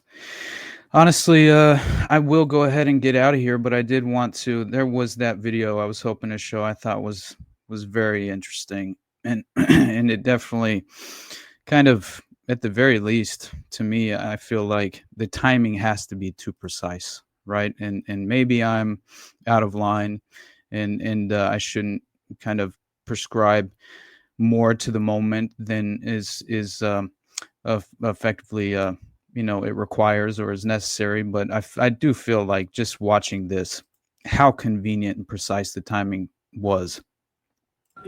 In America over the last 10 years. Counting or not counting gang violence? Great. Let me give you some credit. Do you know how many mass shooters there have been in America over the last 10 years? Counting or not counting gang violence? Great. That is no way. It's just too precise to me. And I also think that when you look at obviously, we had mentioned the individuals who are providing these strange baseball signals, these hand gestures and things of that nature. I mean, my God, you have to witness it for yourself, or it just feels like, and also you can kind of see when it happens. Now, the only thing that caught my attention was the timing of when the shooting takes place. Around these hand signals. But I will say, just as far as like some sort of devil's advocate, it seems like you did have one of the individuals, I think both of them seem to jump, who are doing the hand gestures. So they do seem to sort of react naturally in the moment if you weren't expecting the gun to fire, but not entirely certain of that. So hold on, let's check this out as well. Do you know how many mass shooters there have been in America over the last 10 years? Counting or not counting gang violence? Great. Do you know how many mass Okay, that was the first one that doesn't show the actual shooting along with it. Hold on, let me actually pull that, because I'm telling you, here it is. This is very interesting, and I'm telling you, the moment that the shot is fired is directly after the hand gestures. Which, how on earth is that the case? But do you know how many mass shooters there have been in America over the last 10 years? Counting or not counting gang violence? Great. I just, one more time. That's too insane. Do you know how many mass shooters there have been in America over the last 10 years? Hand gestures. Counting or not counting gang violence? Hand gestures. Yeah, I don't know. It didn't seem like they didn't jump enough in my mind, but yeah, it feels like that it can't be. I mean, maybe it's commonplace where they're providing these strange hand signals to the surrounding security just to keep them in position or something to that effect. Yeah, I saw he jumps. I understand, and that's the reason why I mentioned the fact that he does jump. So you could definitely argue that it's hard to imagine that they were expecting the shot to be fired, or it's also, how could you not just naturally react and jump in the moment, even if you are expecting it? I don't know. It's possible either way. I do think there's a legitimate argument to be made there. I'm just considering if this were a very strategic professional operation for a targeted assassination, just for, if, and again, I'm not under the impression that he was entirely turning his back on Israel. It seems like his donors were very upset with him, and he reacted accordingly, where he seemingly was being called anti-Semitic, and his donors were up in arms because of certain comments he was making. But then he comes out and kind of reiterates how he fully supports the state of Israel and things of that effect. So it's hard for me to completely just come down on the side of the ultimate conclusion has to be that again, this is mutually benefits the permanent establishment and the Israeli state as well. So what Netanyahu claimed two weeks prior, he talks to him and invites him to Israel, which I think he actually rejected that invitation, is what everyone is claiming. But if you actually watch what Netanyahu says during his ridiculous media sort of appearances following this, it's very difficult to not imagine they're attempting to have us. It's either very sloppy and you're coming out too quickly to deny something. I don't know. I'm very much under the impression that they would have us believe that this is more than likely, especially considering the current environment, deliberately tied to Israel, right? It feels like Israel. It's just so, if it's too easy, I have to be skeptical. It's just, I don't know. And maybe it just feels as if, because again, when Netanyahu comes out and he makes this media appearance. Here, I'll show you one of the most ridiculous aspects of it. And it seems as if, why would you feel the need to address it in such a way, right? And of course, should give all of us pause. He said, he wrote me a letter on May 2nd this year. He said, one of my greatest joys as a Christian is advocating for Israel and forming alliances to defend Judeo-Christian civilization. A few weeks before the tragedy yesterday, I called him and I spoke to him and I said, please come to Israel. I invited him to Israel. And sadly, that visit will not take place. But he was a defender of our common Judeo-Christian civilization. He was unbelievably excited to walk in the footsteps of Jesus here.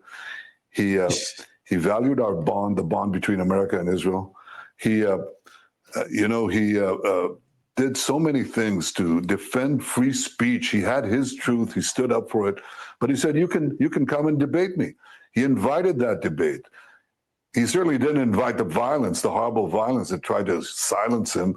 And, this is a worldwide problem. The people on the extremes, the Islamists, the radical Islamists, and their union with the ultra progressives, they often speak about human rights. They speak about free speech, but they use violence to try to. So he instantly attempts to tie it to radical Islamists and the alleged a sort of alliance between the radical Islamists and the leftist progressive radicals, which to me is just laughable, honestly, because if you're a radical Islamist, how on earth would you imagine this sort of ideological alliance with the very sort of protected class that is essentially undermining and as far as the religious ideology attached to most Islamist practices, it seems as if homosexuality is very much frowned upon, right? So I don't think that you're going to have this major alliance between the two ideologies, and it's another thing that you can clearly just dismiss at face value. But it's Netanyahu coming out and feeling the need to obviously acknowledge this and then tie some sort of ridiculous motive and inspiration to the alleged event, which is just so clearly an attempt in misdirection. But I don't know. It's when you consider all of that with obviously the connections that reminded me very much of the Vegas shooting, right, where you have these tail transponder numbers that go that essentially disappear and go off radar just at this strategic moment. And it looks like the airfield itself was only 12 minutes from the actual university campus. So it makes sense. I think the interstate, I think it was I-15 or something to that effect, that definitely seemed to be a stone's throw from the shooting site, which you would have to imagine was strategically arranged in terms of the operational standpoint on the ground. And then the very disturbing details surrounding this alleged private plane, right? Which again, if you look into this, it seems as if there was a legitimate example of, and if you haven't quite remembered the reference that I mentioned there of the Vegas shooting, obviously being whenever the helicopters, their tail transponders essentially dropped off the radar, and also they were being utilized as essentially they were false transponder numbers anyway that tied back to various planes that weren't even up in the air at the time, right? Which it's very interesting to witness all of this, right, firsthand. And so I'm thinking that you would clearly have to imagine, and especially as William mentioned, the ridiculous false misidentified perpetrators that very seemingly can fit the pattern of the patsy, right? They seemingly are providing these distractionary measures for the individual perpetrator himself and the operators who are cleaning up the kind of just operational outcome in the moment. It would give them the necessary time, right, the window necessary for them to sort of make their escape, right, and so it seems to fit perfectly with how you would kind of launch and effectively, implement an operation such as this. And so again, I just think that once you look into more of the finer details of this, and who knows about these ridiculous stories about the book being written, right? The Amazon book, the shooting of Charlie Kirk, posted like one day before his murder, and then the New York Times and the LA Times allegedly reporting that he had been shot on September 9th, the day before his assassination. It all seems like that is a little bit too maybe it's it could be some sort of strategic way to undermine the credibility of individual dissenting opinions, right? That should be taken seriously. And so that it does feel like the smoking gun is this suspicious flight activity, right? Seen before the assassination. And so they also attempted to wipe out the flight data. And if you look at all the 4chan sort of connections, which be very careful when doing so, because basically there's many different, I think, deliberate deceptive narratives that are very much being disseminated by design. But this, of course, feels like a smoking gun, because this private jet has a tail number registered with the FAA, N888KG, and it's an aircraft that's owned by an LLC registered in Utah, Lehigh, Utah. I'm not sure, with owner Derek Maxfield listed in some of the databases. And this jet departed from Provo Municipal Airport about 10 to 12 minutes from the university campus, obviously. And then roughly 1 hour after the shooting, you have flight tracking data, right? That seems to point that this jet takes off heading southeast toward the Arizona-Nevada border, consistent with a standard domestic flight at cruise speeds, right, that it lists. And then at approximately 30 to 46 minutes into the flight, you have aircraft's transponder being disabled, causing it to go dark or vanish from public radar.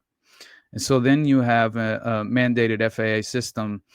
Essentially, it broadcasts this real-time position, altitude, identity data, and for collision avoidance and tracking. And so this is how all of this was collected as far as the flight tracking data.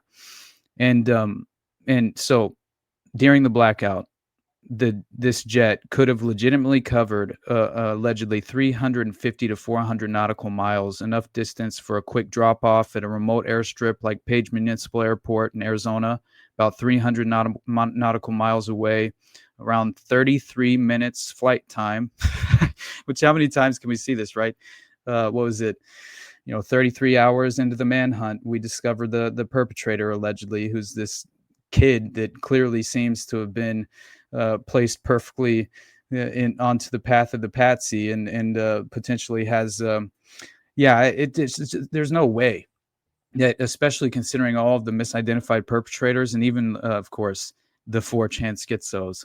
It's so funny to have seen the ridiculous, alleged ties to the trans perpetrators, which apparently didn't seem to be the case. But yeah, if you look at this, there's no way that you could kind of dismiss it and without prying deeper below the surface, at least to a certain extent, and attempt to kind of at the very least approach this in some objective way that's not entirely ideologically driven. Because again, that's the goal here. They don't want you to critically think through this. They want you to fall into these preordained outcomes, these traps that are very, I think it's deliberate deception at every level, as we always say. And then I saw John Colin, the individual who's done some work on the Vegas shooting. He posted something a few hours ago about these UAS or UAV experts claim that there's a drone, right, that's being flown over the Utah Valley University campus just minutes after Charlie Kirk's assassinated. I find that interesting because you never know how you're going to, you're trying to arrange things, but also keep the operation just very much smoothly. Obviously, if you're trying to maintain the ground level operation, you're going to have eyes in the sky. And I think that's just very important for people to be aware of, beyond the fact that, did you see as well, Kash Patel? He comes out and he decides to give a statement and ends with, "To my friend Charlie Kirk, rest now, brother. We have the watch, and I'll see you in Valhalla," which is very strange language to utilize and to, evoke this ancient sort of again, it's this. In my mind, it's very much neo-pagan, but maybe I am wrong. It's just, again, you're falling in line with this very strange ideological framework here. But the obvious patsy who was trotted around with his pants down, and and also seemed to say shoot me a couple of different times, which to me, as William mentioned, seemed very much distractionary, draw eyes away from right, the individual operatives who obviously are attempting to facilitate the consequential cover up here, and get the individual assets out of the right. Let's see. Cash Patel also said they caught the shooter in 33 hours. I know, right? I mentioned that earlier as well. It's so crazy, but yeah, this George Zinn, this apparent patsy, yeah, just like the Delphi murders, comment Mama. I know. That's why it caught my attention. What is happening with these strange neo-pagan ideological? It's like they're these very much kind of. It's a recycled ideology, but it has a modern kind of manifestation that again, I think it in a way, it sort of lionizes the what seems to be, oh no, $7.77. Damn. My brother, God is love. I appreciate you, man, as always. But yeah, I think that, so he says, two of the best researchers out there doing it. Much love, brother. Come to Austin and see Sam at the mothership in October. Hey, that would be a lot of fun, honestly. I would love that. But yeah, Valhalla. What are we talking about here, right? It feels like this, this Nordic pantheon of gods that is consistently kind of referenced, and seems like it very much sort of it seems to immortalize this sort of violence, right? And that's yeah, in Odinism especially, right? The Vinlander group, right? Which you look up the Vinlander, it's very interesting. It seems like it's a very long-standing and old. I think, I can't remember when it was published, but it seems to be some sort of pivotal literature in the context of these neo-pagan belief systems. And anyway, it's a very interesting path, and again, the language itself. But for George Zinn, this alleged patsy, he apparently he creates this diversion amid the Charlie Kirk assassination, but he also happens to recount how he knew Al Qaeda was responsible for the 9/11 attack the moment he saw the towers fall. So I don't know if anything gives you pause or causes you to, at the very least, remain skeptical, then that might be another extraordinary, ridiculous layer to the story. But yeah, you continue to see the sort of unfortunate fallout, right, in regard to a lot of this, and not only like I said before with the Jesse Waters example.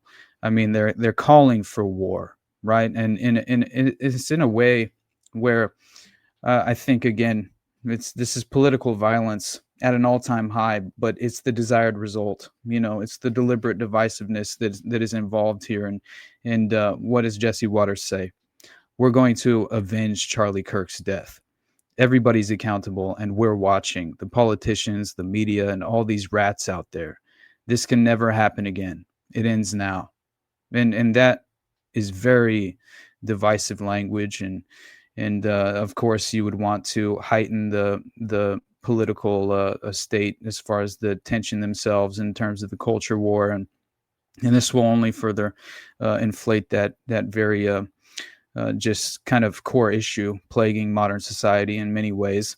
And so I just when you're aware of that sort of language being attached to all of this, and then the strange, like who was the individual, that anti-ICE protester who used a bullhorn and chants "We got Charlie in the neck," and says DHS is next, and it's just so unfortunate.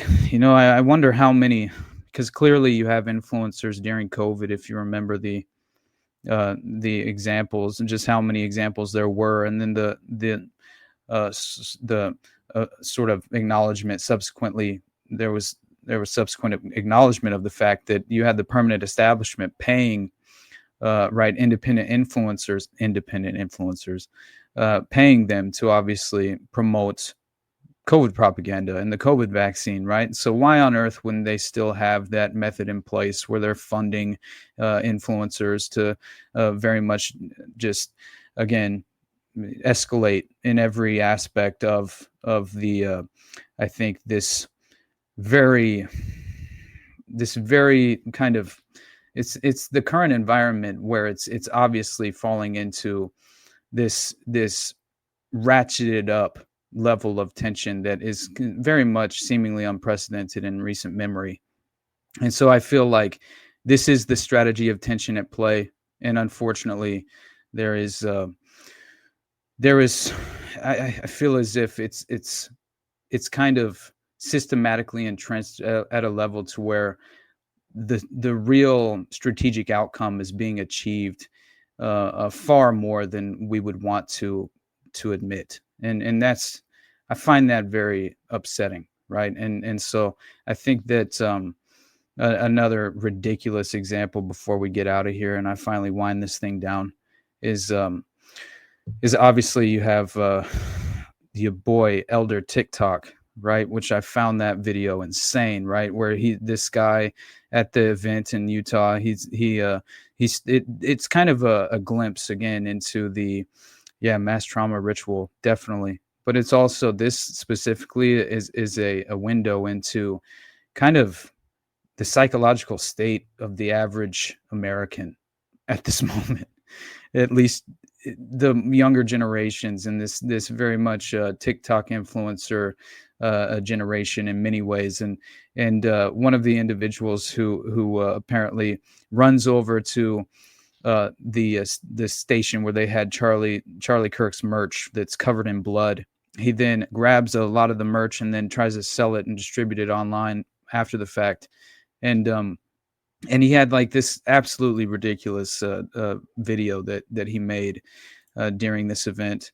And I feel like it's something that honestly we should all just at least remind ourselves to step away from our digital devices for a time. And definitely, I think you begin to feel separated from reality itself when you live your life through a device.